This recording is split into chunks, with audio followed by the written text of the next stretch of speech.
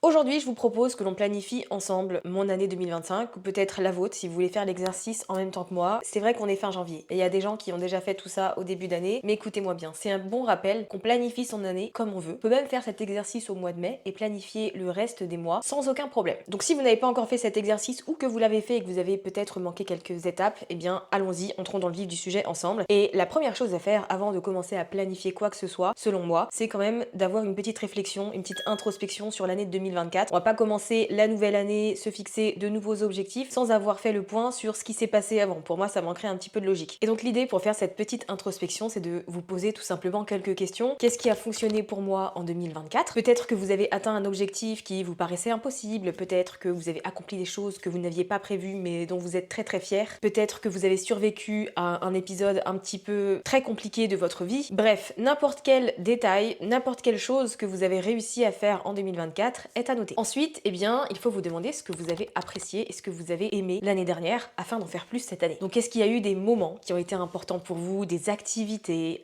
des projets, des jobs? Parce que mine de rien, ça vous donne des indices très très précis sur ce qui vous rend heureuse et ce qui vous anime. Quelle habitude est-ce que j'ai réussi à ancrer dans mon quotidien? Peut-être que vous avez réussi à aller au sport plus régulièrement, peut-être que vous avez réussi à boire de l'eau, 2 litres d'eau par jour, à vous lever un peu plus tôt. N'importe quelle habitude que vous avez réussi à ancrer sur cette année 2024 doit être notée. Habitude que vous aimeriez conserver en 2025 et pour laquelle vous voyez des bénéfices dans votre vie, que ce soit sur votre humeur, sur votre efficacité ou toute autre chose. Et enfin, bien évidemment, la fameuse question, qu'est-ce qui n'a pas fonctionné? Et on la met en dernier parce que ça nous évite de penser qu'on est nul parce qu'on n'a pas réussi à faire certaines choses. En fait, en prenant conscience en amont de tout ce qu'on a accompli, des choses qu'on aime, des habitudes qu'on a réussi à ancrer, eh bien la question du qu'est-ce qui n'a pas fonctionné pour moi, elle nous fait un peu moins mal et elle nous met pas dans une spirale où on a tendance à se dire qu'on n'arrivera à rien. Mais l'objectif, c'est quand même d'avoir une idée sur les choses qu'on a pu entreprendre, les actions qu'on a pu réaliser et qui ne nous ont pas amené là où on voulait être. Donc soit vous prenez ces questions-là et vous les faites sur une page sur internet, dans un document, dans votre carnet, dans ce que vous voulez. Moi j'ai créé un template Notion, à la base c'est un template que j'utilise pour moi et si vous voulez l'obtenir, il est dans la description de cette vidéo et vous avez une section audit de vie où vous avez plein de questions qui vont vous aider à faire cet exercice d'introspection, d'identifier ce qui fonctionne, ce qui vous rend heureuse, comment vous vous sentez, vos schémas répétitifs, ce que vous désirez le plus, les croyances que vous avez besoin de reconstruire et pour finir, posez vos intentions pour 2025. Donc moi j'ai fait cet exercice là du coup sur mon template. Je vais pas vous partager ma page parce que c'est un peu perso je trouve, mais au moins voilà, vous savez qu'il y a quelques pistes à aller explorer à ce niveau-là, différents pans en tout cas qui vont vous permettre d'identifier ce que vous avez envie de modifier, ce que vous avez envie de faire davantage et tout le reste. La deuxième étape, c'est bien évidemment de savoir où on va. Donc on veut entre guillemets établir sa vision avant d'établir des objectifs. On va le faire dans cette partie mais juste après. Il faut d'abord quand même avoir une idée de là où on veut aller. Et donc pour savoir où on va, il y a plusieurs façons de procéder. Vous pouvez faire un bon vieux vision board. Le vision board, c'est super pour ça parce que ça va illustrer la personne que vous voulez être, comment est-ce que vous voulez vivre et mine de rien ce que vous avez envie de faire. Donc moi j'ai déjà fait une vidéo sur ce sujet-là, il y en a même deux d'ailleurs. Je vous mets la dernière dans la description, comme ça vous n'avez pas besoin de chercher si jamais vous avez besoin d'être guidé sur ce processus-là. Si vous n'êtes pas trop une personne visuelle qui n'est pas fan des vision boards, vous pouvez tout à fait faire cet exercice à l'écrit. Donc vous posez des questions comme comment est-ce que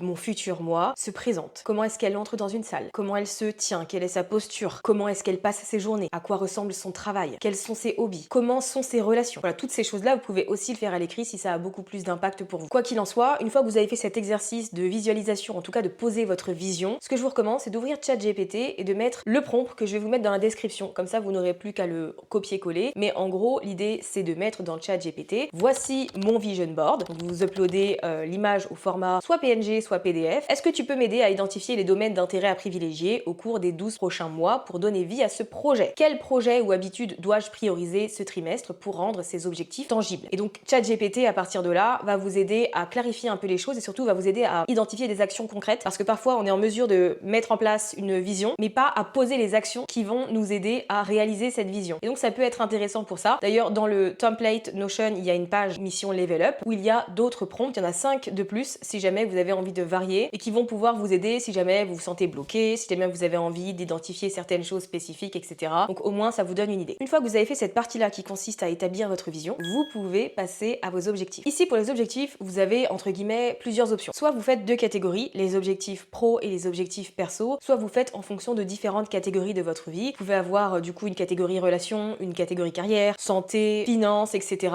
Faites comme vous le voulez. Il n'y a pas de règle en soi, c'est vos objectifs et c'est vous qui allez les voir toute la journée. Donc faites ce que vous voulez. Mais disons que si vous êtes une personne qui a tendance à un peu trop privilégier le professionnel au détriment détriment de sa vie perso. Faire des catégories comme ça va vous aider à identifier plus facilement des objectifs que vous voulez atteindre. Et bien évidemment, quand on se fixe des objectifs, on n'oublie pas de faire en sorte qu'ils soient mesurables et atteignables. Faut pas juste, par exemple, se dire cette année, je veux gagner 20 000 euros avec mon job de freelance, mais plutôt cette année, je veux 20 clients. Et ensuite, découper après au mois. Sur le mois de janvier, j'aimerais bien en avoir tant, sur le mois de février, tant, etc., etc. Ça rend les choses beaucoup plus concrètes que juste un chiffre abstrait comme je veux tant d'argent. Par exemple, au lieu de vous fixer l'objectif de manger sainement, mettez-vous plutôt pour objectif de cuisiner à la maison au moins 5 fois par semaine. Ça, c'est un objectif que vous êtes peut-être en mesure de faire et qui vous aidera à adopter un mode de vie beaucoup plus sain. Donc moi, je vais vous partager quelques objectifs que je me suis fixé, pas tout, parce que je garde mon petit jardin secret. Mais en même temps, je me dis que ça peut être intéressant de les partager, de faire le point à la fin de l'année et pourquoi pas de vous donner des idées également. Donc dans un premier temps, j'ai la catégorie apprentissage et dans cette catégorie apprentissage, l'un de mes souhaits, c'est d'écouter beaucoup plus de podcasts. C'est vrai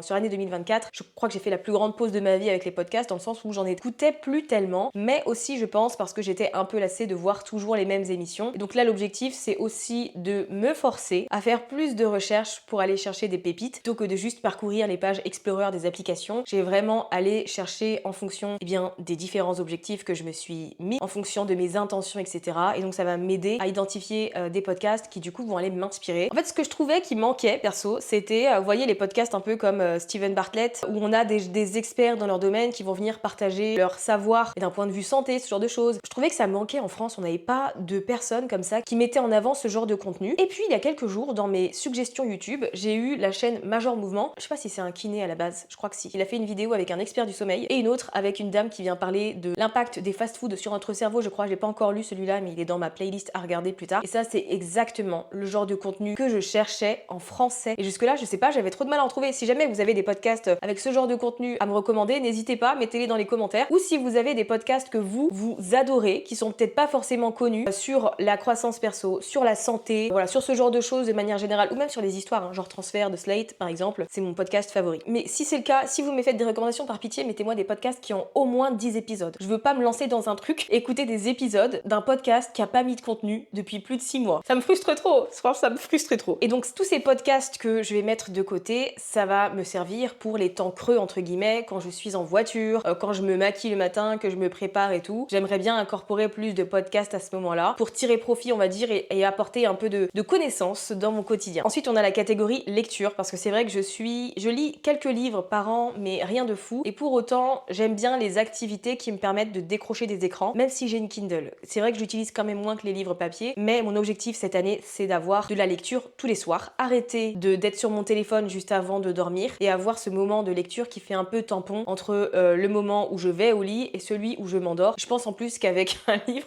peut-être que ça dépend du livre, je m'endormirai beaucoup plus vite. Ça, c'est un objectif que j'aimerais bien ancrer, en tout cas objectif / habitude que j'aimerais bien incorporer dans mon quotidien. D'un point de vue apprentissage, j'ai également mis le réseautage parce que c'est vrai que c'est un truc pour lequel j'ai toujours fait de la résistance, tout simplement parce que je ne suis pas à l'aise avec le fait d'aller vers les gens, d'entamer des conversations. C'est ma peur du rejet, c'est comme ça. Et du coup, j'ai toujours refusé, enfin, c'est pas que j'ai refusé, mais j'ai jamais fait l'effort de développer mon réseau. Et je trouve pourtant que c'est ce qui a le plus de valeur parce que pour moi, la richesse, elle est dans les connexions humaines. Et pour avoir ce genre de connexion, c'est aussi mon rôle en fait, de sortir un peu de ma grotte et de mettre une casquette de meuf sociable et de connecter avec les gens, donc d'aller à plus de soirées, d'accepter plus de propositions, de discussions, ce genre de choses. Donc objectif, rencontrer des gens, tisser des liens, mais aussi et surtout entretenir ces relations, ce qui est le plus difficile en soi. Clairement, cette année, j'ai envie de me laisser surprendre par la vie, entre guillemets, donc je vais dire oui beaucoup plus souvent, parce que j'ai trop dit non sur les dernières années. Ma vie est un peu trop calme. Maintenant, il est temps que je mette un peu de nouveauté et de spontanéité dans mon quotidien. Et enfin, le dernier objectif sur cette partie apprentissage, c'est d'apprendre ma langue maternelle, car je suis d'origine kabyle, mais figurez-vous que je ne parle pas, enfin je peux pas faire de phrases. Et ça, je trouve ça vraiment dommage, ce que je disais à ma sœur il y a quelques jours, on en discutait. Avec nous, la langue,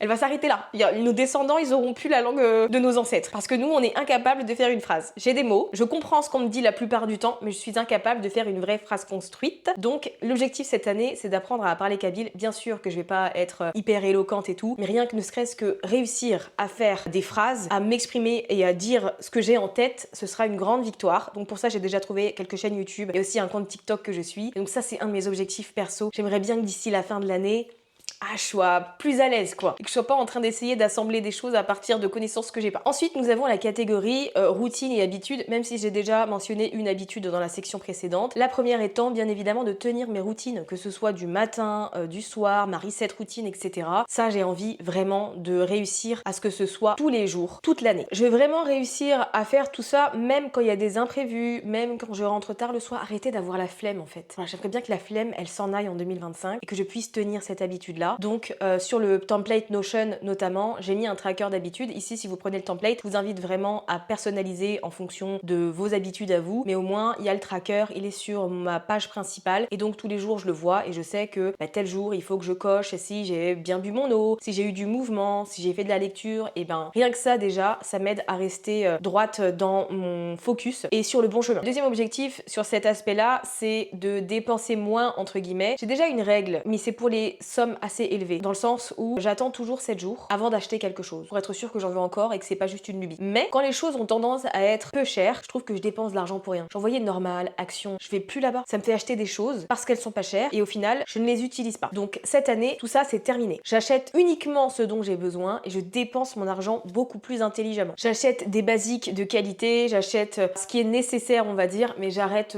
un peu les trucs inutiles. Parce que mine de rien, peut-être que vous êtes comme moi, mais une petite dépense par-ci, une petite par-là, à la fin du mois, on le sent mes amis. Donc à nous de faire attention pour que ça se reproduise plus. Ensuite, nous avons la catégorie santé. Alors le premier objectif dans cette catégorie-là pour moi, c'est de réussir à faire du sport à la maison. C'est un gros problème que j'ai. Si je n'ai pas mon coach derrière mes fesses, je ne fais rien. C'est pas compliqué, je ne fais rien. Donc cette année, l'objectif c'est vraiment de réussir à faire du sport à la maison, même si c'est genre 10 minutes où je fais plusieurs sessions de planche ou quoi que ce soit, je fais quelque chose, je fais du sport à la maison. Parce que mine de rien, le pilate, j'ai bien envie d'en faire, pourtant ça coûte une blinde, donc je me dis, je peux le faire à la maison parce qu'il y a plein de contenu sur YouTube, mais il faut que la Safia soit disciplinée pour sortir son tapis, se mettre en tenue et faire son sport dans sa petite chambre. Donc voilà, objectif de cette année, je crois en moi, j'espère que je vais y arriver. Évidemment, moins de produits transformés. Je dis moins parce que je veux pas être radicale et dire plus de produits transformés. En fait, je préfère que la transition, elle se fasse petit à petit, plutôt que de changer toutes mes habitudes du jour au lendemain que je vais pas tenir au bout de 3 mois. Donc, je veux modifier petit à petit, donc il y en aura encore, mais beaucoup moins, parce qu'évidemment, les produits transformés ont des effets très néfastes sur notre corps, et donc ça va être mon rôle à moi de cuisiner et de pâtisser davantage, car tout est faisable, qu'il y a dans le commerce, à la maison. Bien sûr que ça aura pas le goût identique, mais ça pourra soulager une envie. Après, il y a des trucs que je vais garder, genre les yaourts protéinés par exemple, ça me change la vie, c'est pas mauvais, et en plus ça me cale et ça m'apporte mes protéines. Donc c'est des produits transformés, et je vais pas les arrêter. Donc c'est pour ça que je vous dis que je vais essayer de trouver un équilibre et en manger beaucoup moins, dans le sens où je vais faire plein de choses, tout en gardant quand même ce que je trouve personnellement utile. J'espère qu'il va pas y avoir une étude dans des années qui va dire que les yaourts protéinés ont des effets terribles. Et enfin, d'un point de vue santé, j'aimerais bien me faire un challenge sans sucre. Alors, je sais pas encore de combien de jours, je sais pas si je vais en faire plusieurs, j'aimerais bien. Mais en fait, le sucre chez moi, c'est un problème, c'est une addiction. C'est terrible. Là, j'ai réussi, en ce moment, j'arrive depuis le début de l'année là, à plus manger de dessert et à manger des fruits. Donc je suis dans ma phase raisin. Ça me permet de soulager cette envie de sucre, mais j'aimerais bien me faire un challenge sans sucre. Et quand je dis sans sucre, bien évidemment, sans sucre raffiné. Les sucres naturels dans les aliments et tout, je les garde. Et j'aimerais bien me faire un challenge comme ça cette année. Mais il faudrait que je planifie et que j'ai un espèce de plan alimentaire déjà tout prêt, ce qui me faciliterait en gros. Je pense commencer par une semaine, voir comment je gère et ensuite partir sur un challenge un peu plus long. Moi, je suis pas tout ou rien. Je peux pas faire demain, hop, je commence un challenge zéro sucre pendant 30 jours. Chez moi, ça fonctionne pas ces trucs-là. Je vais craquer au bout de 3 jours. Alors que si je pars sur des petites étapes comme ça et que j'y vais progressivement, je pense que je peux arriver jusqu'à 30, mais en passant par des deadlines un peu plus réalistes. Et enfin, nous avons la partie carrière. Donc pour la partie carrière, j'ai mis un objectif que je ne peux pas contrôler. J'ai mis un objectif volontairement trop ambitieux, qui est d'avoir 100 000 abonnés sur cette chaîne YouTube. Oui, tout à fait. Je n'ai même pas 10 000 abonnés au moment où j'enregistre cette vidéo, mais j'y crois. En fait, je pense que j'en suis capable. Et je sais que même si je n'arrive pas aux 100 000 en décembre, en fait, j'aurais mis en place tellement d'actions que j'aurais une belle progression. Vous voyez ce que je veux dire? Donc, je me suis certes mise un objectif que je peux pas contrôler, mais en même temps, j'accepte aussi cet aspect-là et je suis pas en mode c'est ça ou rien. C'est j'atteins cet objectif ou alors, dans tous les cas, je m'améliore. Et donc, forcément, toutes les actions que je vais entreprendre, tous les projets que je vais développer cette année, les concepts et tout, ça va m'aider sur cette piste-là. Et le deuxième objectif carrière que je vous partage, c'est en rapport avec ma chaîne Twitch que j'ai lancée il y a un mois, je crois, à peu près, et qui bientôt arrive aux 100 abonnés. Qui suis-je? En tout cas, c'est une plateforme que j'aime beaucoup, donc c'est une plateforme live. Si vous n'êtes pas encore abonné à ma chaîne Twitch, n'hésitez pas. Je fais des lives coworking, je fais des lives jeux, des lives DIY, je construis un peu des trucs et tout, donc c'est assez varié et au final, je trouve ça très sympa, ça me permet de connecter avec les gens. Il y en a plein parmi vous là, avec qui j'ai pris le temps de discuter grâce au live, donc c'est trop cool. Et surtout, ça me nourrit. Avant, quand je faisais des lives, que ce soit sur Insta, pour le travail et tout, je finissais le live, j'étais épuisée, j'étais sur les rotules. Alors que quand je je finis un live Twitch, je suis en pleine forme, je suis galvanisée. Pour moi, ça, c'est un signe que c'est quelque chose que j'aime. Donc cette année, j'ai envie d'en faire plus et j'ai envie de réussir à avoir une certaine régularité. J'ai pas d'objectif de chiffre, mais j'ai vraiment envie de créer cette récurrence parce que c'est une plateforme plaisir sur lequel je passe du bon temps et qui me permet d'être entourée, de faire partie d'une communauté tout simplement. Donc ça, c'est mes objectifs carrière. Je vous partage pas les autres. Peut-être que je vous les partagerai à la fin de l'année, mais je suis un peu en mode, j'ai pas envie d'en parler pour l'instant. Voilà, c'est tout. J'ai pas à me justifier. Je n'ai pas à me justifier. Je n'ai pas à me justifier. Je n'ai pas à me justifier.